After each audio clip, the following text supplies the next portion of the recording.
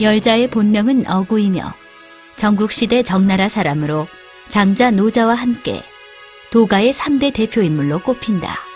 그는 노자의 제자인 관윤자에게 가르침을 받았으며 호구자를 스승으로 삼았다. 또한 노상씨와 지백고자를 스승으로 삼아 가르침을 전수받았다. 9년간의 수양을 끝내고 그는 바람을 타고 날면서 자유롭게 돌아다녔다.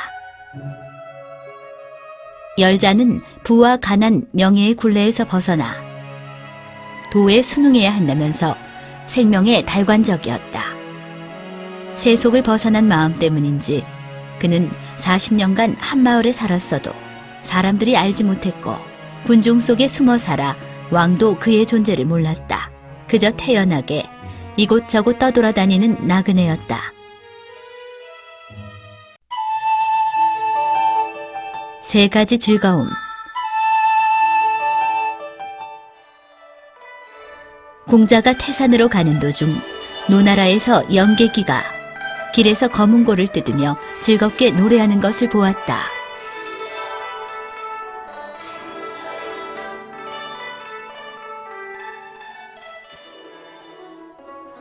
어째서 그렇게 즐겁습니까? 즐거울 이유가 아주 많지요.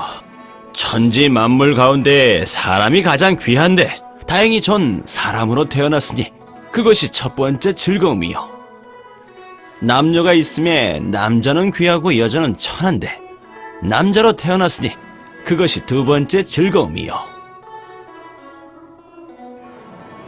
사람마다 목숨이 길기도 하고 짧기도 하여 태어나자마자 죽는 사람도 있는데 나는 90세가 넘었으니 그것이 세 번째 즐거움이요. 나에게는 욕심이 없어 생활의 빈곤함 따위는 전혀 신경 쓰이지 않소. 죽음도 그저 인생의 종착역에 이르는 것일 뿐이니 걱정하고 두려워할 게 무엇이겠소. 영계기는 참으로 생명의 이치를 아는 지혜로운 인물이구나. 가난함, 늙음, 죽음은 보통 사람들에게는 근심거리이나 영계기는 즐거움으로 삼았다. 똑같은 일이라도 이치를 깨달으면 천국이요, 깨닫지 못하면 지옥과 같다.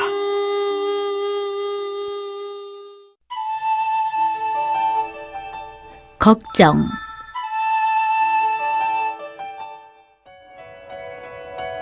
기나라에 매일 하늘이 무너지지 않을까 걱정하는 자가 있었다.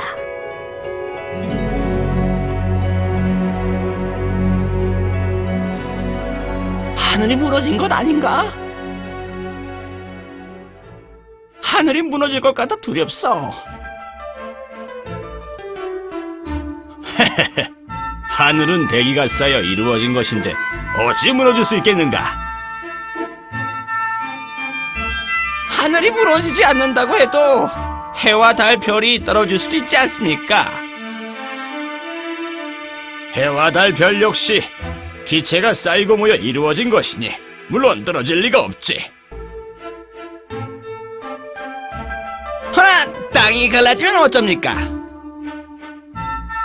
땅은 흙이 쌓여 이루어진 것으로 흙덩이가 벌판에 가득하고 아우르지 않는 곳이 없는데 이러한 땅이 갈라질 이유가 있겠는가?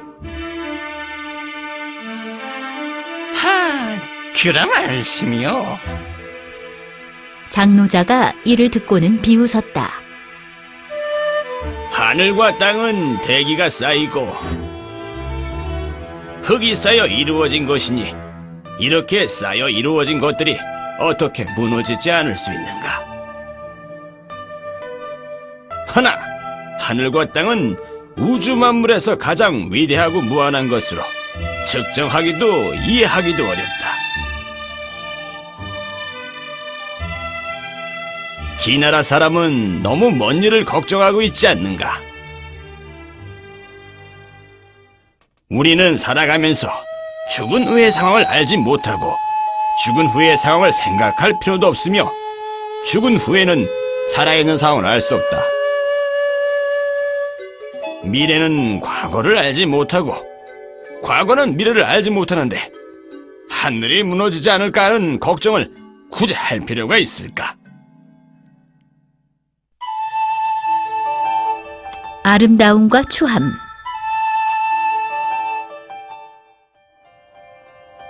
양주가 송나라에 이르러 한 여관에 묵기로 했다. 손님, 들어오십시오.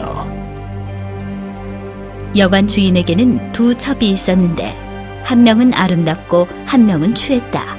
하지만 여관 주인은 뜻밖의 추한 첩을 더 예뻐했다. 어째서 못생긴 첩을 예뻐하시고 예쁜 첩은 좋아하지 않으십니까? 아름다운 자가 스스로 아름답다 여기면 아름다워 보이지 않고 추한 자가 스스로 추하다고 여기면 추해 보이지 않습니다. 양주가 제자에게 말했다. 이 말을 명심하거라. 선을 행하면서 자신을 버리고 현인의 마음으로 스스로를 바라본다면 어디에서든 환영을 받을 것이다. 선행을 하더라도 자신이 선한 일을 한다고 여기면 선과 덕은 없어진다. 선이 스스로 아름답다 여기면 추한 모습이 나타나는 것이다.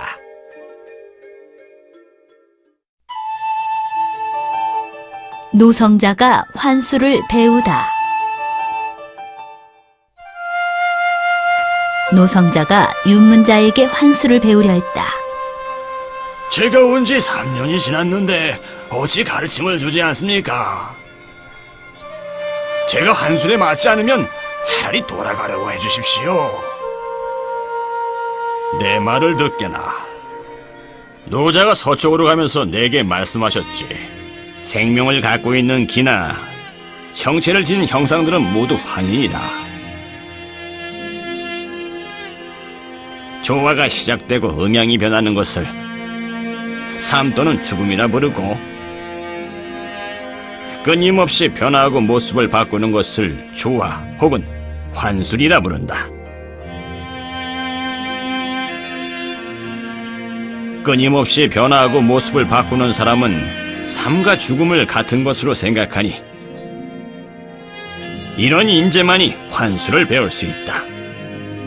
자네와 나 모두 환이라 볼 수 있는데 굳이 내게 환술을 배울 필요가 있는가?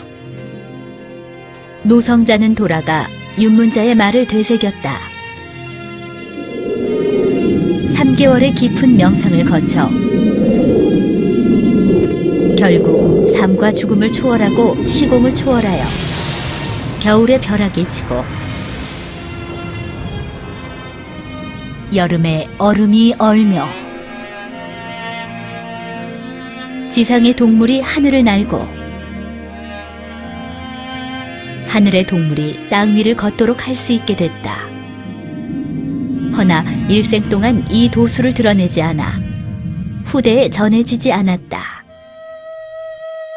공허한 환상이니 현실과 환상의 거품은 무슨 차이가 있는가? 세포는 찰나의 한 개에서 두 개로 분열하고 짧은 찰나에 슬픔과 기쁨이 교차하는 것도 인생이니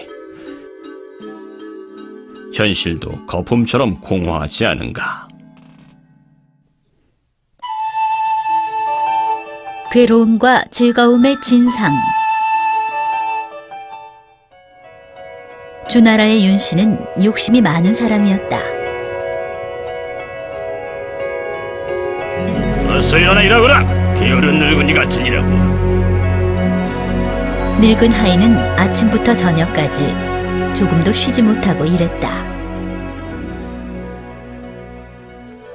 하인은 일이 고되고 힘도 쇠약해져 저녁이 되면 깊게 잠이 들었는데 몸이 피곤하여 정신이 몽롱했다. 그는 매일 밤 꿈속에서 한나라의 왕이 되어 백성들 위해 군림하니 즐겁기 그지없었다. 인생에서 낮과 밤이 반반이라 낮에는 일하느라 고되지만 밤에는 왕의 즐거움을 만끽하고 있으니 싫은 게 뭐가 있겠습니까? 반면 윤씨는 낮에 사업에 애태우고 밤에는 꿈속에서 남의 하인이 되어 마구 부려지니 고통은 이루 말할 수 없었다. 또 같은 꿈을 꾸었구나. 지위가 높고 재산도 많지만 밤에 꿈을 꾸면 남의 하인 노릇을 하니 그야말로 고통과 즐거움이 공존하는 인생일세.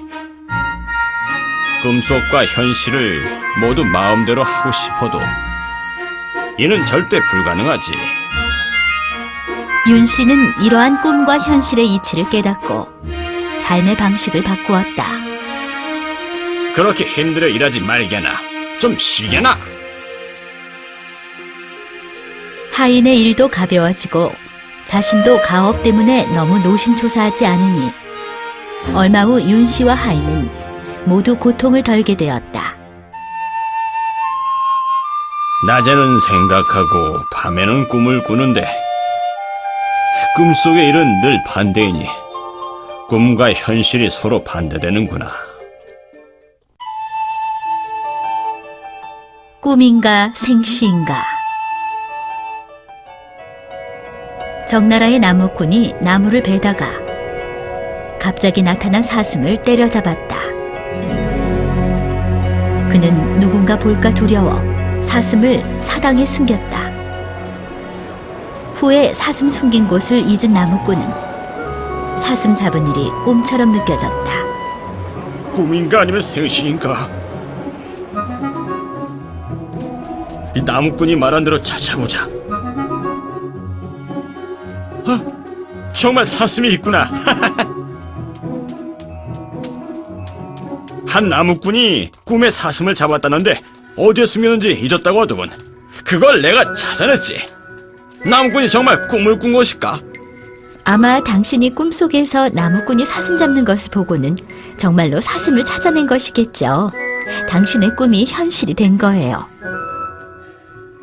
꿈이든 현실이든 사슴이 정말로 있다는 게 가장 중요하지. 그야 그렇죠. 나무꾼이 집으로 돌아와서도 사슴이 머릿속에서 떠나지 않았다. 저녁에 실제로 꿈을 꾸었는데 꿈에서 그가 잡은 사슴을 사냥꾼이 가져갔다. 꿈인가 생시인가? 꿈속의 정황대로 찾아가 보자. 역시 네가 내 사슴을 훔쳤구나. 죽은 것이오. 둘은 재판관을 찾아가 중재를 부탁했다. 사슴을 잡은 것을 꿈이라 하고 정말로 꿈을 꾼 것을 사실이라고 하니 하는 수 없이 사슴을 반으로 나누어 둘이 나누어 가지도록 하라.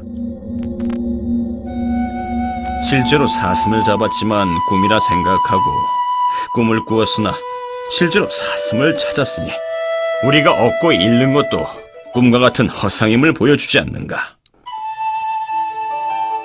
화자의 건망증. 송나라의 화자라는 사람이 건망증에 걸려서 외출했다 하면 집에 돌아오는 것을 잊어버렸다. 지나간 일은 기억하지 못했으며 시간이 흐르면 지금의 일도 기억하지 못했다. 여기가 어디요? 당신의 집이에요. 아름다우신데 성함이... 당신 부인이에요. 제 남편의 병을 고쳐주는 사람에게 재산의 반을 주겠어요. 이런 병은 점을 보거나 기도를 하거나 약을 먹어도 낫지 않습니다. 저와 7일간만 같이 지내게 해주시지요. 그의 생각을 바꾸어 놓아 완치시켜드리리다. 부탁드립니다. 유생이 무슨 방법을 썼는지 모르지만 정말로 화자의 건망증이 완치되었다. 꺼져라! 병이 완치된 화자는 걸핏하면 화를 내면서 철을 내쫓았고 아들에게 마구 욕을 퍼부었다. 또한 유생을 죽이겠다고 칼을 들고 덤볐다. 진정하시오, 살인 나겠소. 누구시오? 병을 고치고 나서 어찌 이렇게 변한 것이오?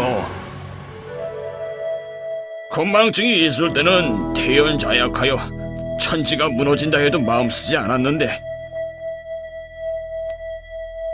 기억을 찾은 뒤로는 생사득실과 희노애락의 마음이 되살아나서는 건망증이 있을 때보다 더 못하게 되었소.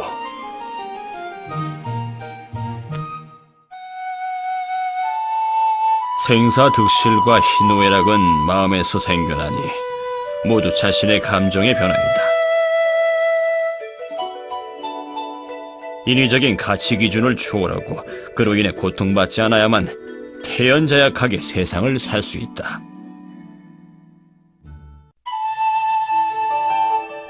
누가 정신병자인가?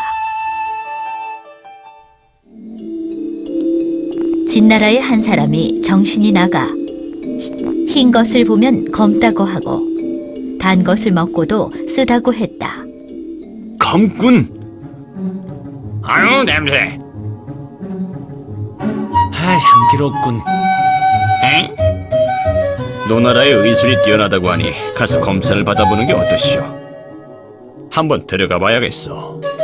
그들은 진나라를 지나가다 노자를 만났다. 천하의 사람들이 모두 정신이 나가서 제정신인 사람이 없는데 어찌 아들이 정신이 이상하다고 생각하는가? 천하의 모든 사람들이 아들과 같다면 정신이 나간 것은 바로 그대이다. 좋고 나쁨, 선과 악, 흑과 백은 모두 사람들이 만들어낸 것이지. 절대적인 기준이 없다. 모두가 백을 흑이라 한다면 정신이 나간 사람은 바로 백을 백이라 하는 자다. 사물을 보며 그리는 마음.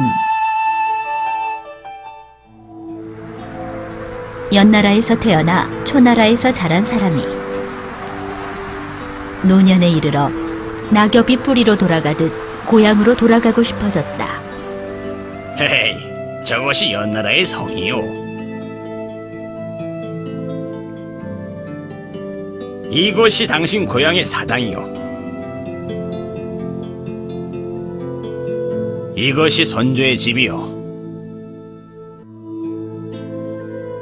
저쪽으로 가보겠어?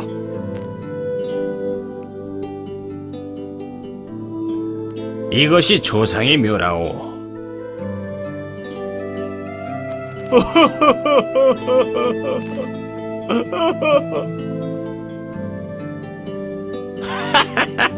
웃겨 죽겠군.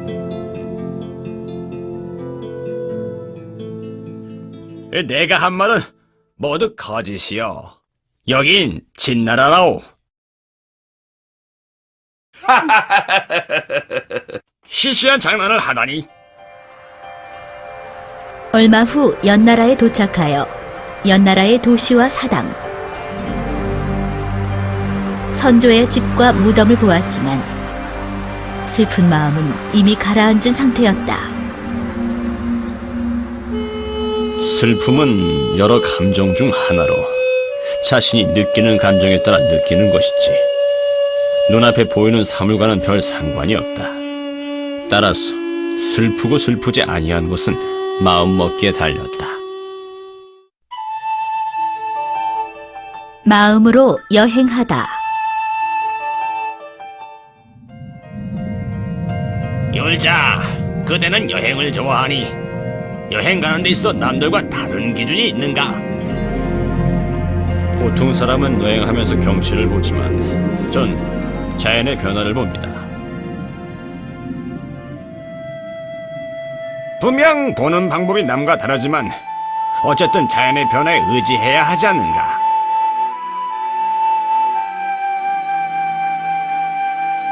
새싹이나 모래 하나를 보는 것과 아름다운 경치를 보는 것이 무엇이 다른가?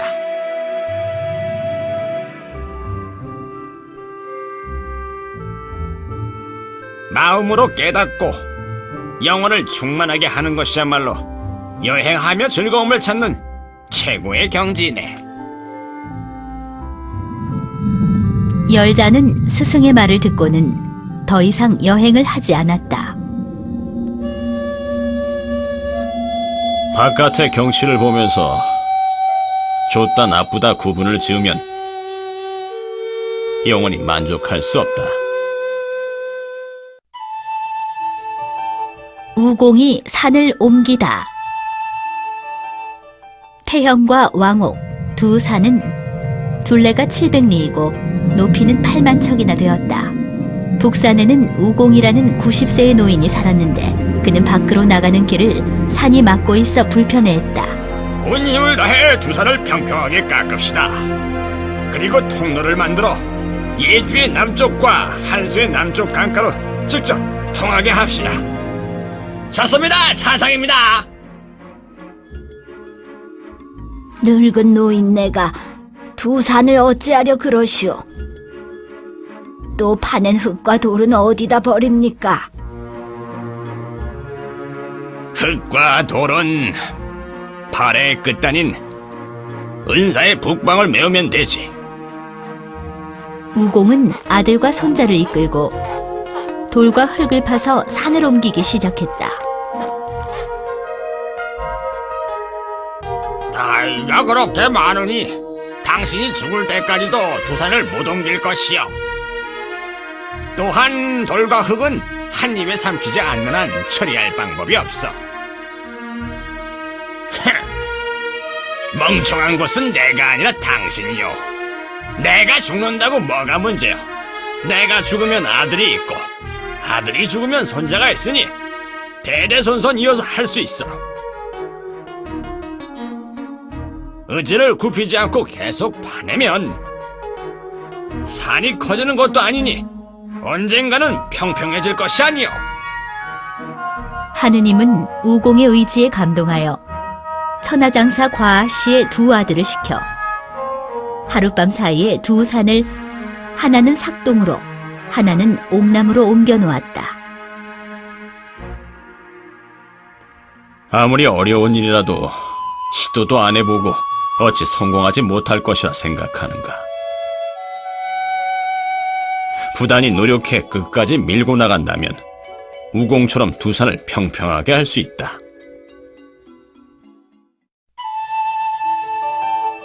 태양을 쫓아간 과부. 과부라는 거인이 있었다. 그는 세상의 밤을 없애고 싶어 태양을 지상으로 가져오려 했다. 도망가지 말고 이리 와! 그는 번개처럼 달려 태양을 쫓아갔다.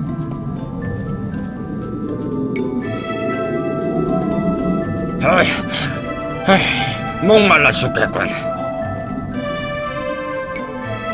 과부는 너무 목이 말라 황하와 위수강을 한 입에 마셔버리고는 그래도 갈증이 해소되지 않아 북쪽의 큰 호수로 달려갔다.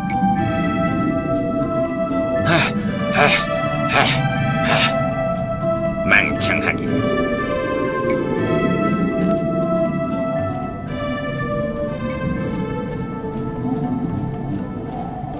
너무 목이 탄 나머지 그는 호수에 이르지 못하고 쓰러져 버렸다. 그러자 큰 산이 무너지는 것처럼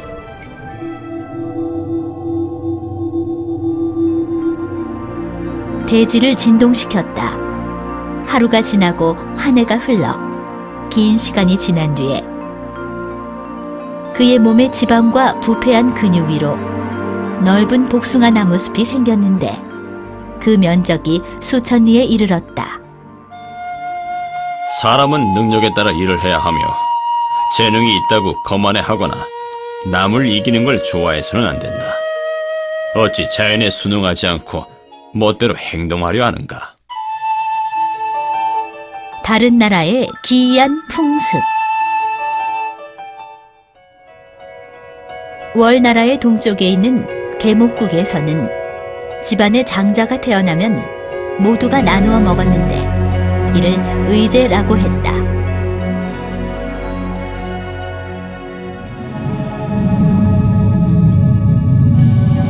모친이 죽으면 모친을 황량한 들판에 버렸는데 이는 귀신의 아내와 함께 살 수 없었기 때문이다.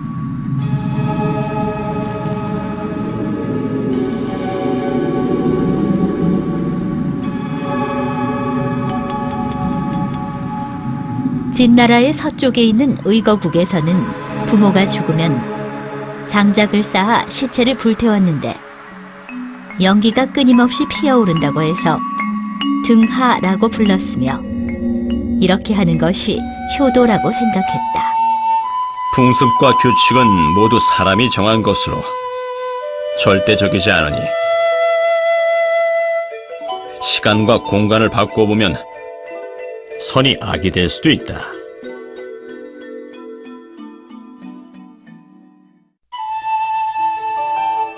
그칠 줄 모르는 낭낭한 노랫소리. 한나라에는 노래를 잘 부르는 하나가 있었다. 한 번은 제 나라에 갔는데 제 옥문을 지나다가 그곳에서 노래를 불러 음식을 얻었다. 그녀가 간 뒤에도 노랫소리는 여전히 대들보를 맴돌면서 3일이 지나도 사라지지 않았다. 그리하여 여관에 묵던 하나는 갖은 괴롭힘을 당했다. 하나는 감정에 북받쳐 울면서 노래를 불렀는데 노랫소리가 구슬프기 짝이 없었다. 마을 사람들 모두가 이를 듣고 슬퍼 눈물을 흘리니 3일간 아무것도 먹지 못할 정도였다. 사람들은 급히 하나를 찾아가 즐거운 노래를 불러줄 것을 청했다.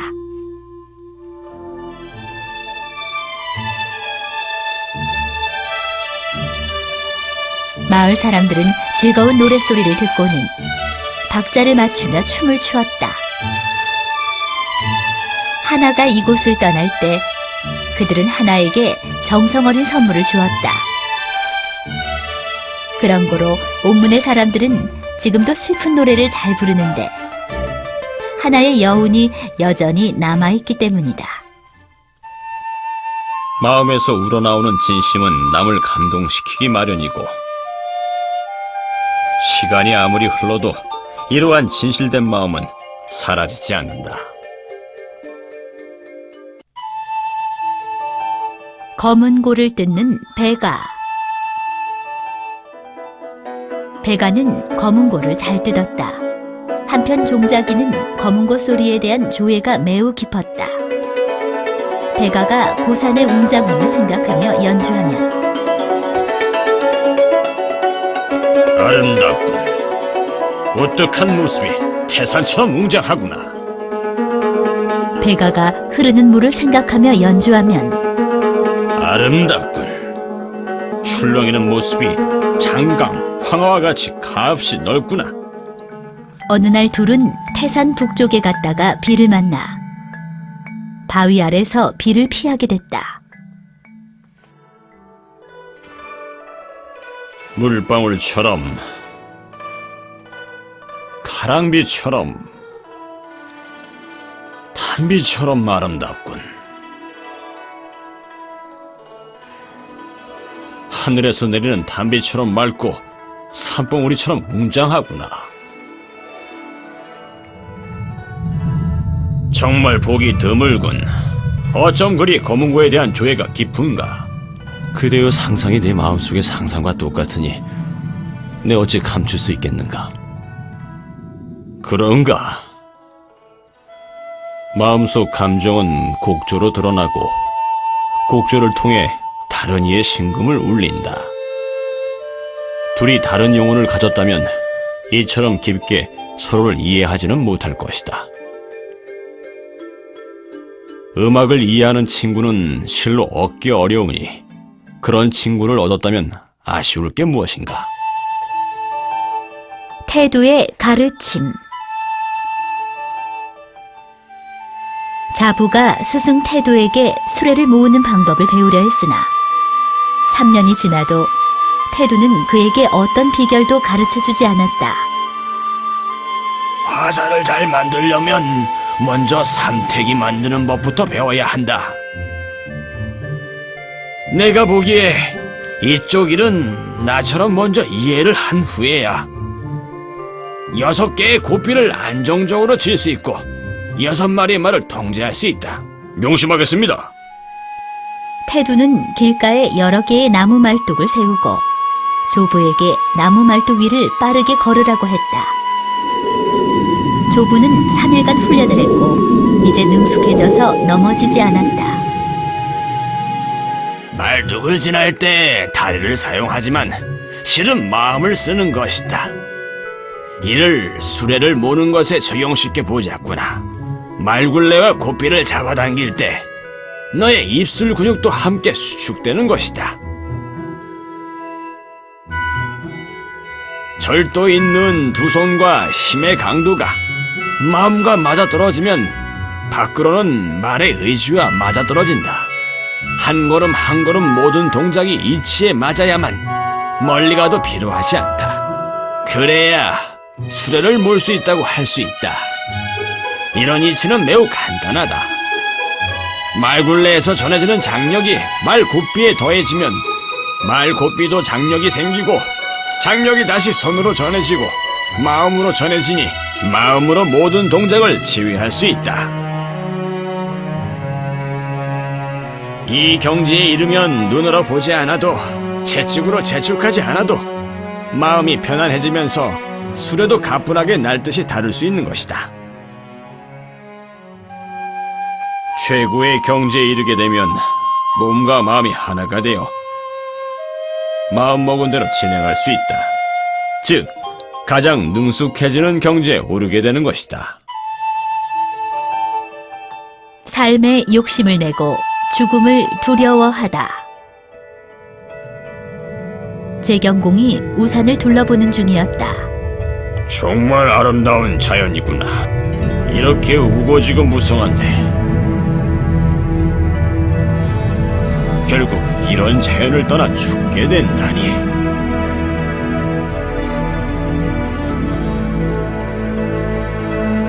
이 신들은 자기가 이렇게 낮은데도 죽고 싶지 않은데 한나라의 왕께서 어찌 그렇지 않겠습니까?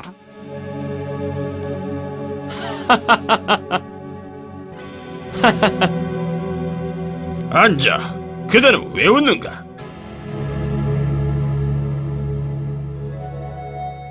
산과 강을 보고 인간사의 멸망과 죽음을 생각하며 눈물을 흘리는 것이 비웃을 일인가? 인간이 죽지 않는다면 태공망, 제황공, 장공과 영공이 모두 현세에서 제왕을 지내실 겁니다. 그렇다면 왕께서는 제왕에 오르지 못할 것입니다. 도롱이를 걸치고 밭에서 바쁘게 일하실 텐데 죽음을 생각할 시간이 있겠습니까? 제위에 오를 시간은 더욱 없지 않습니까? 그런데 이렇게 눈물을 흘리시니 인과 덕이 없는 모습입니다. 오늘 저는 인과 덕이 없는 군주와 아첨하는 두 신하를 보았는데 어찌 웃지 않을 수 있습니까?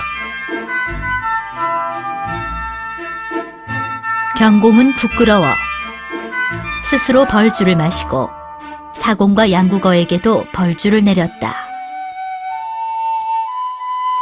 사람은 삶과 죽음에 대해 용감해야 하며 삶과 죽음을 걱정하지 말고 운명에 따라 인생을 살아야 한다.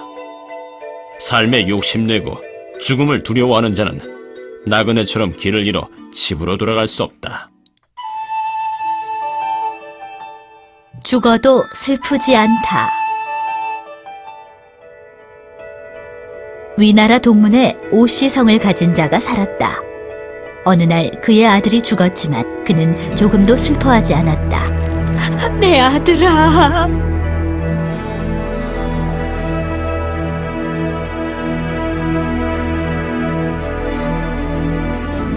주인장, 술 3병만 주시오. 사랑하는 아들이 죽어 다시는 돌아오지 못하는데 어째서 하나도 슬퍼하지 않소? 나는 원래 아이가 없었고 후에 생겼으나 그 아이가 죽었으니 예전에 아이가 없을 때랑 같아진 것이 아니오. 근데 슬퍼할 일이 뭐가 있어?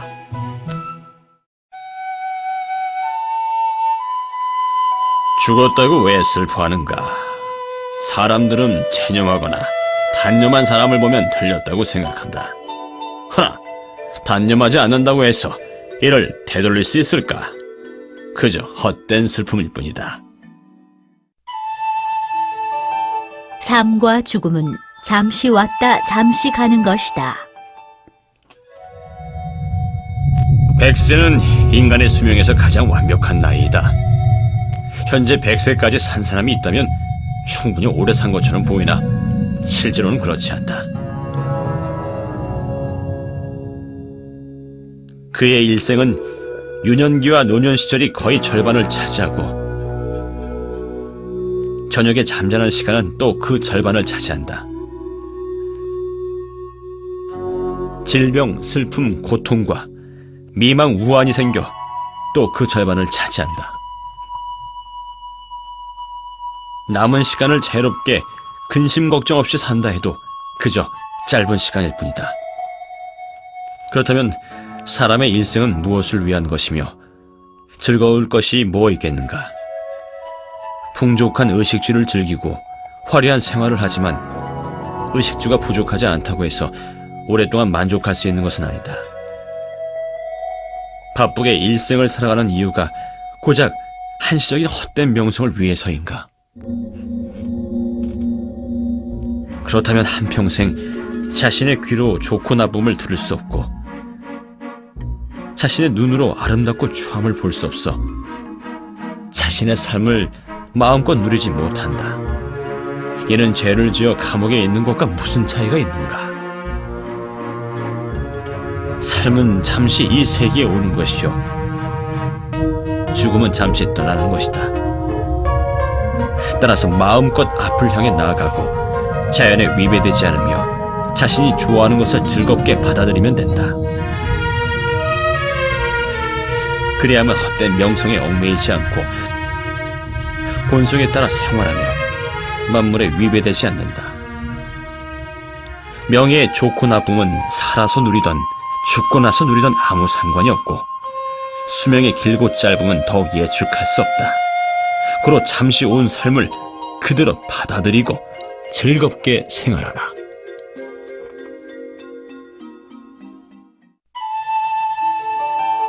가난은 몸을 해치고 부유함은 몸을 힘들게 한다. 원어는 가난해서 목숨을 잃었고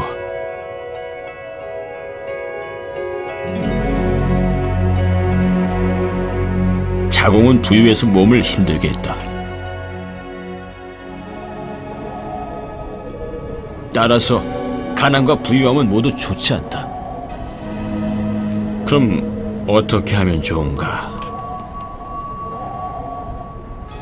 당연히 즐겁게 생활하고 편안하게 삶을 보내어 가난으로 목숨을 해하지 않고 부유함으로 몸을 힘들게 하지 않는다.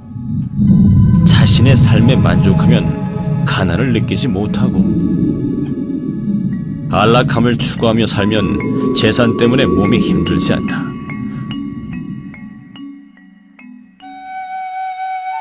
고생하는 자는 쉬게 하고 배고픈 자는 배를 채워주며 추운 자에게는 따뜻함을 준다.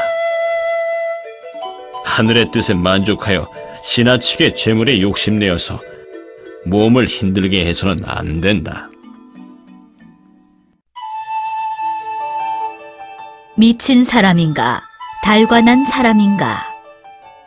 단목숙은 자공의 후손으로 선조의 재산을 기반으로 최고 갑부가 되었으니 일은 하지도 않고 돈을 헤프게 썼다. 먹고 마시고 도박하여 마음껏 향락을 즐겼으며 아무리 먼 곳이라도 진귀한 물건이나 보물이 있으면 온갖 방법을 응원해 사왔다.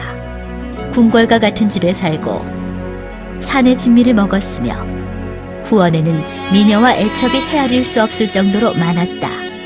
그는 이렇게 재와 초나라의 왕과 비교해도 손색이 없을 만큼 즐겼다. 외출할 때는 호화스러움이 극에 달해 산세가 험하거나 아무리 먼 곳도 가지 못하는 곳이 없었다.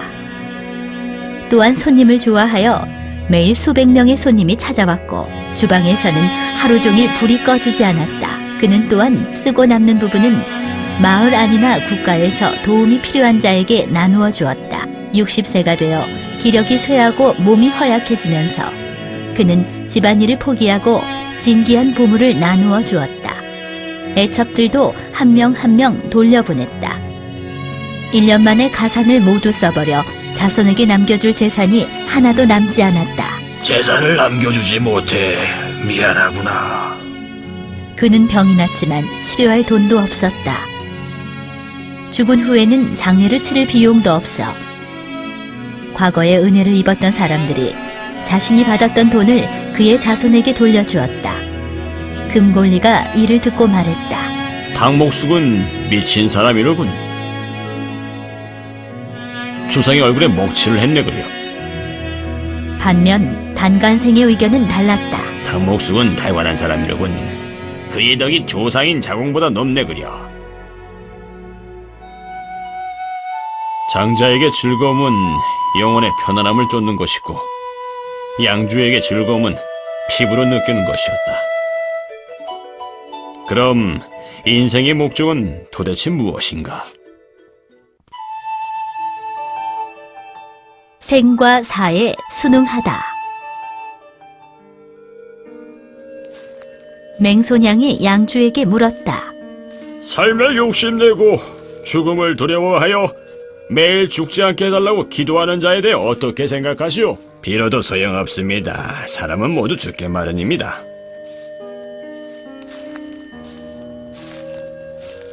좀 더 살게 해달라고 비는 것은요. 삶과 죽음은 운명인데 특별히 신경 쓰고 하늘에 빈다고 한들 수명이 길어지겠습니까?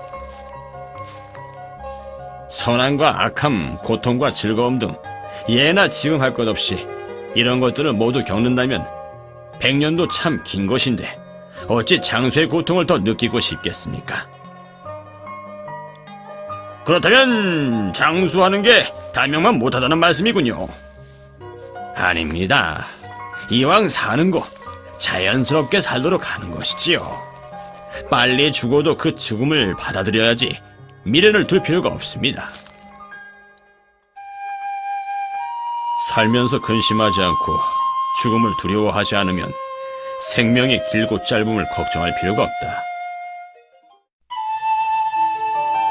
털 한 가닥을 뽑아 천하를 이롭게 하다.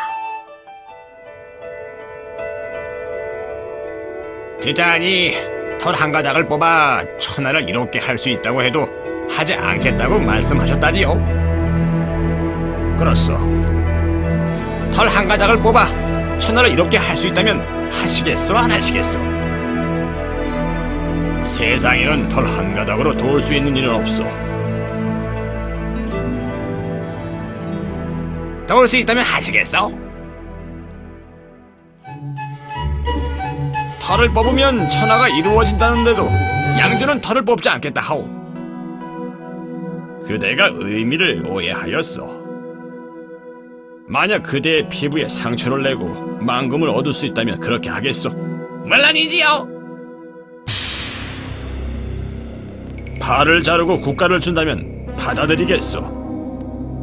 그건 사양하겠습니다. 털 한 가닥은 피부보다 미미하고 피부가 팔보다 미미한 것은 자명한 사실이요. 허나 머리카락이 쌓여 피부를 이루고 피부가 쌓여 팔이 되니 털 한 가닥이 신체에서 극히 작은 일부이긴 하나 절대 무시해서는 안 돼요. 내가 그대의 말에 반박할 수는 없어. 아마 노자나 관윤자에게 가르침을 구한다면 그대의 말이 맞는다고 할 것이오. 몸을 귀하게 여기고 재물은 하찮게 여겨라. 그렇소. 하지만 우나 묵자에게 가르침을 구한다면 나의 말이 맞는다고 할 것이오. 자신을 낮추고 재물을 귀하게 여겨라. 옛사람들은 자신의 털 한 가닥을 잃어 천하를 도울 수 있다고 해도 하지 않았고, 천하의 사람들이 그에게 모든 것을 바쳐도 하나도 받지 않았다. 아무리 사소한 것이라도 자신을 희생시켜 이롭게 하지 않았기 때문에 천하가 무사태평했던 것이다.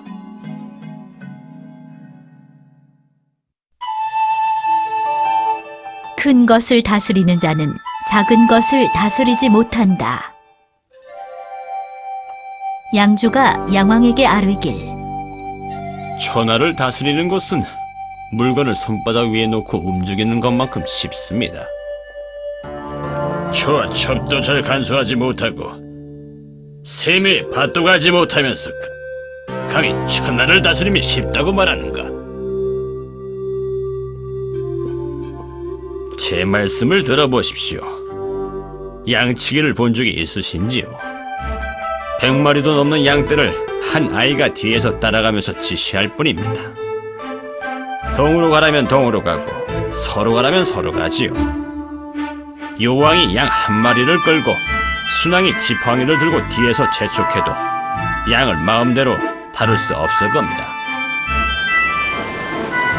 배를 삼킬 수 있는 큰 물고기는 지류의 작은 하천에서 헤엄칠 수 없고, 큰 산은 매우 높이 날면서 작은 연못에 함부로 앉을 수 없습니다. 목표가 원대하기 때문이죠. 황종대여로는 연주가 어려운 음악을 연주하지 못합니다. 황종의 음계가 적기 때문에 정교한 음악을 표현할 수 없어서입니다.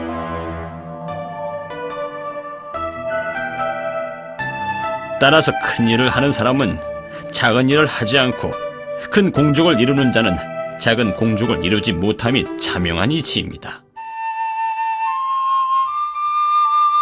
목동은 100마리의 양을 칠 수 있으나 여수는 양을 한 마리도 움직이지 못하는 반면 천하를 다스릴 수 있다.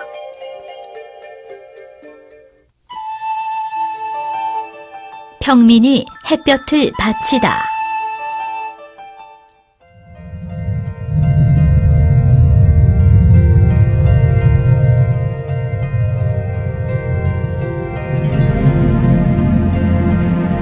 삼배옷으로 사계절을 보는 송나라의 한 농부가 있었다. 그는 겨우 엄동설안을 넘겼다. 봄이 오고 그가 밭에서 일을 하는데 바람과 햇볕이 정말 따스했다. 봄에는 햇볕이 정말 따사롭군. 이 비밀을 왕께 아뢰면 큰 상을 받을 거야.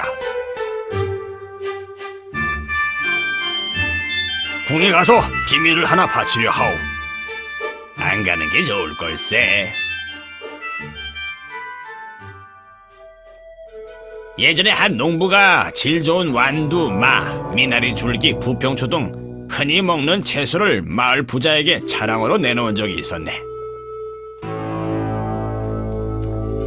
부자가 한 입 먹더니 맛도 없고 속도 이상했다네. 나는 매일 이렇게 맛있는 음식을 먹지. 정말 맛없군. 모두가 그 농부를 비웃으니 농부는 당황하고 부끄러워했지. 아마 자네도 그렇게 될 것이야. 좋고 나쁨은 자신의 마음에 달린 것이다. 가난한 자는 평생 동안 풍성한 음식을 단 한 번이라도 맛보기를 원하지만, 부자는 한 번쯤 어쩔 수 없이 괴로운 접대 음식을 먹는다. 몸이 곧으면 그림자도 곧다. 열자가 호구자를 찾아가 사람됨의 도리를 배웠다. 먼저 뒤를 돌아볼 줄 알아야 자신의 위치를 논할 수 있느니라. 뒤를 돌아본다는 게 무슨 말입니까? 뒤를 돌아 그림자를 보면 자연히 알게 될 것이다. 내 몸이 구부러지면 그림자도 구부러지고, 내 몸이 곧으면 그림자도 곱다. 구부러짐과 곧음은 그림자가 아닌 몸에 따라 바뀐다. 알겠습니다.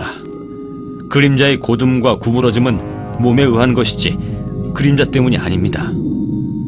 또한 몸이 곧거나 구부러진 것은 세상의 이치에 따른 것이지 자신 때문이 아닙니다. 이것이 바로 뒤에 있지만 실제로 앞에 있는 것입니다. 몸이 있어야 그림자가 있고 내 몸이 죽어도 그림자는 상처받지 않는다. 따라서 성인은 세상의 이치를 따르는 법. 세상의 이치에 따라 몸이 움직이고 몸에 따라 그림자가 움직이니 때로 양보하고 물러날 줄도 알아야 자신의 위치를 지킬 수 있다.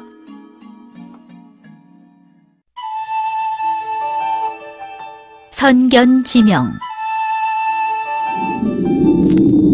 열자가 정나라에 있을 때 가난과 기근에 시달려 피골이 상접했다. 열자는 수양을 하는 명사입니다. 정나라에 있으면서 이처럼 빈곤하니 정나라의 체면이 서지 않습니다. 열자에게 쌀을 보내거나. 알겠습니다. 자양 재상이 호의는 고맙지만 쌀은 받을 수가 없습니다. 이렇게 가난한데 재상이 보낸 쌀도 거절해버리다니 저는 죽을 때까지 고생만 해야 합니까? 자양은 남의 말을 듣고 쌀을 보냈으니 또다시 다른 사람의 말을 듣고 나에게 죄를 씌우지 않는다는 보장이 어디 있어. 이런 사람과는 가까이 하지 않는 게 상책이요. 훗날 과연 백성이 자양에게 불만을 품어 난을 일으켜 그를 살해했다. 우주는 순환하며 이러한 대순환 속에서 세상은 끊임없이 변화하니 이를 예상하기 힘들다. 허나 도가 있는 사람이라면 원인에 따라 결과를 예측할 수 있다.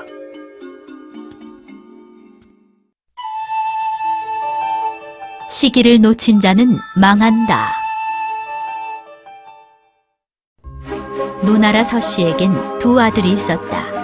한 명은 학문을, 다른 한 명은 병법을 좋아했다. 학문을 좋아하는 아들은 제나라 제후를 만나러 갔고 제나라 제후가 그를 태자의 스승으로 삼았다. 병법을 좋아하는 아들은 초나라 왕을 만났고 초왕도 그를 등용해 군정의 지위를 주었다. 서씨의 이웃인 맹씨에게도 두 아들이 있었는데 마찬가지로 두 아들은 각각 학문과 병법을 좋아했다. 그런 맹씨는 부유한 서씨가 부러웠다. 어째서 이렇게 부유한가? 나의 두 아들이 그들이 배운 곳으로 관직에 있기 때문이지. 맹씨는 학문을 좋아하는 아들을 진왕에게 보냈다. 인으로 나라를 다스려야 합니다. 힘으로 다투는 시대에 인으로서 나라를 다스리라니 진나라의 멸망을 바라는 것이냐? 왕은 그를 궁형에 처하고 진나라에서 추방했다. 병법을 좋아하는 아들은 위나라 위왕을 만났다. 병법으로 나라를 다스려야 합니다. 위나라는 약소국인데 병법으로 나라를 다스리라니 위나라를 멸망하게 하려는 것이냐? 왕은 그를 월영에 처하고 노나라에서 내쫓았다. 어찌 내 두 아들은 실패하고 형벌까지 받은 게인가? 시기를 잘 잡은 자는 발전하고 놓친 자는 망한다 했네. 천하의 이치는 영원히 맞는 것이 없으니 과거에 가장 적합했던 방법이 지금에서 완전히 맞지 않을 수도 있지. 쓸모와 쓸모 없으면은 옳고 그름이 없단 말일세. 인위적인 이치는 절대적인 옳고 그름이 없으며 시간과 상황의 변화에 따라 다르게 대응할 수 있는 자가 진정으로 지혜로운 자이다. 내가 남을 공격하면 남 또한 나를 공격한다. 진문공이 제후를 불러 모아 위나라를 토벌하고자 했다.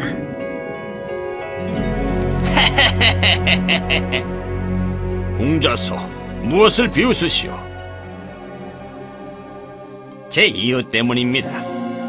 어느 날 그가 아내를 집으로 보내놓고 길에서 뽕잎을 따는 연인을 보았습니다. 그는 다가가서 말을 걸었죠. 안녕하시오. 그런데 몸을 돌려보니 한 낯선 사람이 그의 아내에게 수작을 걸고 있는 게 아닙니까?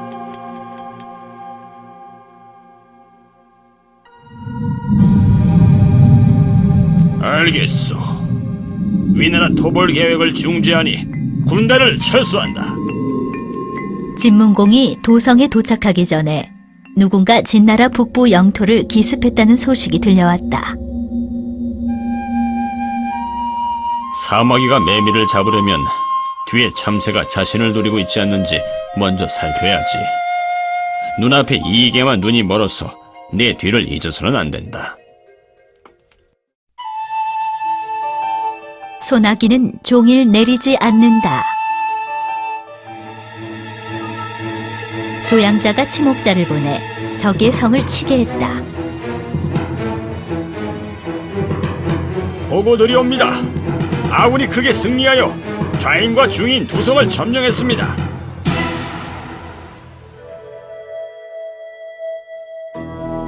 하루에 두 성을 함락한 것은 기쁜 소식인데 왕께서는 어찌 근심이 가득하십니까? 강우에 큰 흐름이 생겨도 길어야 3일을 못 가고 폭우가 내려도 하루를 가지 못하며 태양이 하늘 꼭대기에 있어도 잠깐이라 했어. 나는 덕행을 쌓지 못하고도 하루아침에 두 성을 점령했으니 곧 망할 것이란 징조가 아니요. 공자가 이를 듣고는 조나라에 이런 왕이 있으니 분명 나라가 강해질 것이다. 먼 일을 걱정하면 번창하고 그저 기쁨에 젖어 거만해지면 분명 패망한다. 승리가 어려운 것이 아니라 승리를 유지함이 어려우니라.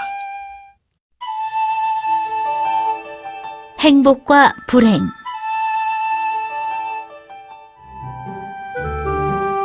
송나라의 한 떠돌이가 송왕에게 찾아가 자신의 특기를 보여주었다. 기회가 정말 뛰어나구나. 금은 비단을 상으로 내리겠다. 감사합니다. 후에 어떤 떠돌이도 송왕을 찾아가 자신의 특기를 보여주었다.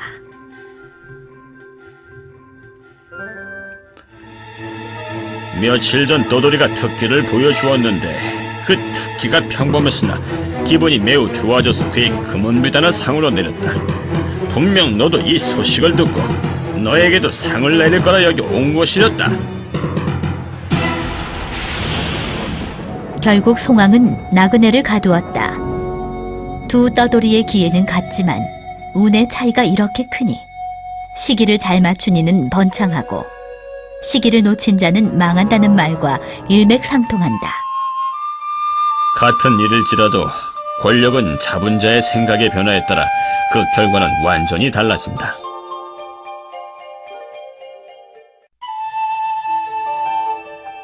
암수 구분도 못하는 말 감별사. 백악의 말 감별 실력은 명성이 자자했다. 허나 그는 나이가 많이 들었다. 그래서 진목공은 그의 기술을 이을 사람이 없어 걱정했다. 자네같이 말 감별을 잘하는 사람을 찾기는 쉽지 않군. 아는 사람 중에 그런 인재가 있는가? 제 보신대 구방고라고 합니다. 땔감을 고르고 채소를 팔지만 말 보는 눈도 뛰어납니다. 좋아. 천리마 한 표를 구해주게나.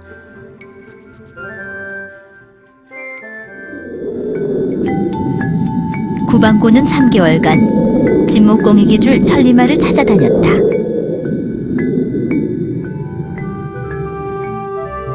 사궁에서 특별히 좋은 명말을 구했습니다.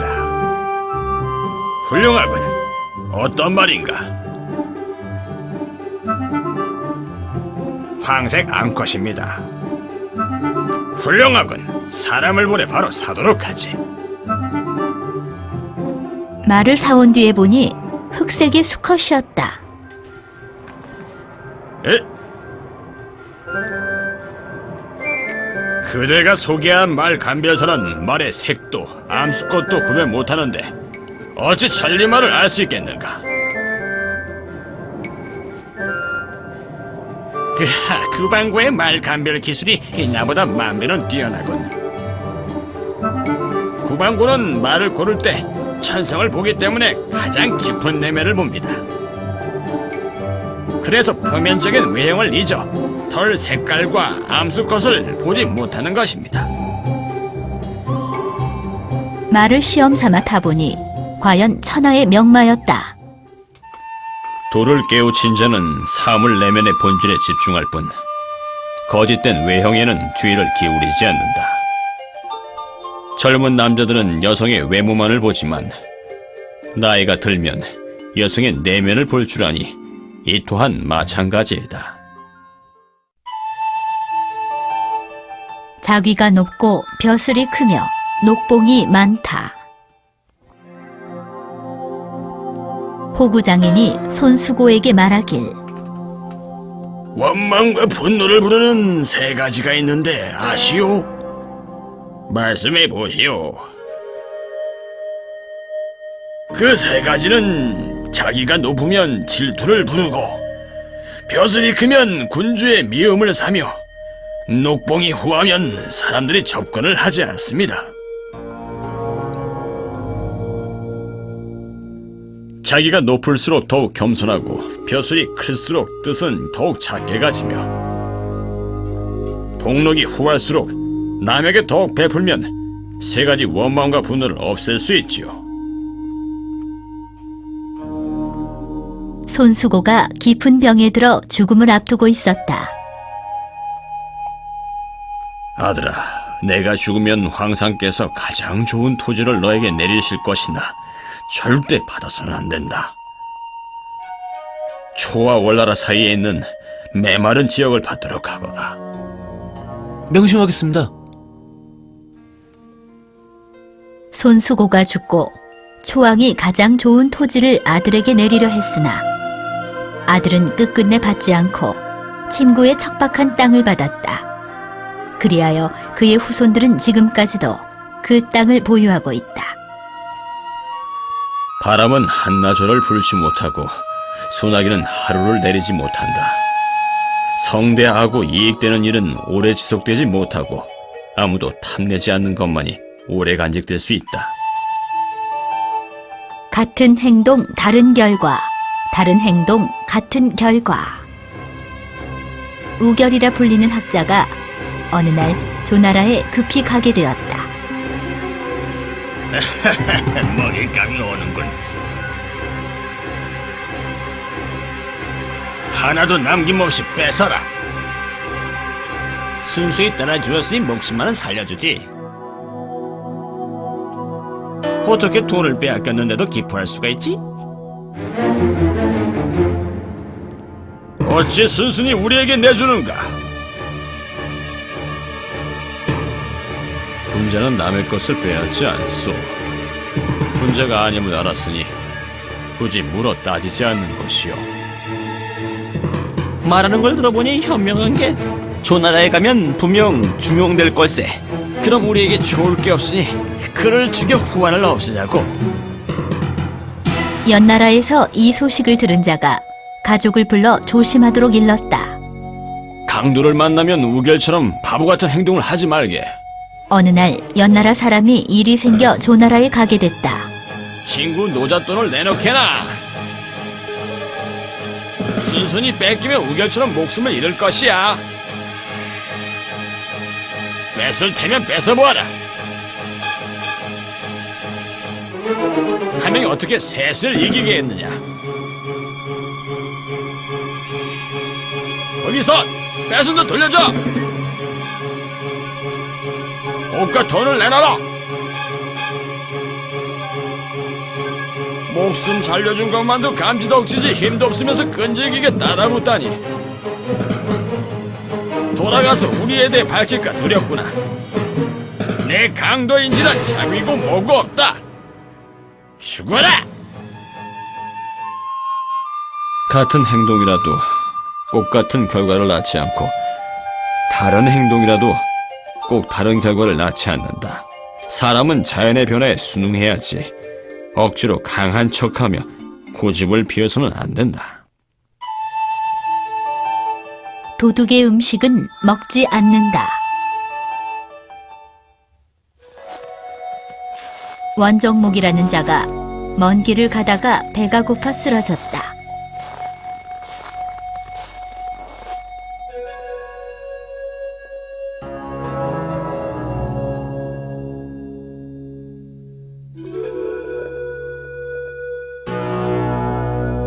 누구십니까? 호부 지역의 구시라우.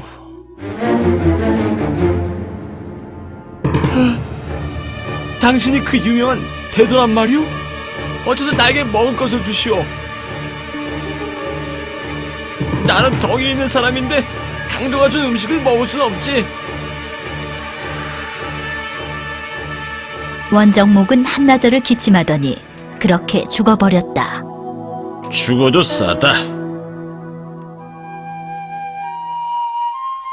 원정목은 음식을 준 자가 강도라 하여 그가 준 음식마저 강도로 보았다. 구씨는 강도이지만 사람을 구하려는 마음이 있었다면 음식도 목숨을 구하려는 음식이다.